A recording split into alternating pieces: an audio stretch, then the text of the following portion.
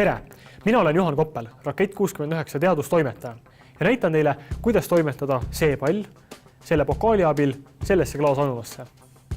Ma ei tohi seda muude vahenditega puutuda ega ise sinna tõsta ning selle pokaali ümber on veel selline vineerist rõngas, mis takistab selle palli kühveldamist.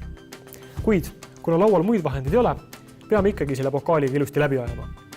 Kuid mis siis teha? Niimoodi sellest ju otse kinni võtta ei saa. Või kui hakata seda palli keerutama, siis tsentrifugaaljõud tahab seda palli kogu aeg suruda võimalikult suurele orbiidile, ehk siis võimalikult kaugele ringjoone peale. See pokaal läheb siit suust edasi laiemaks ja kui kiiresti keerutada, siis see pall kerkib siia klaasi keskele, kus on kõige laiem orbiit.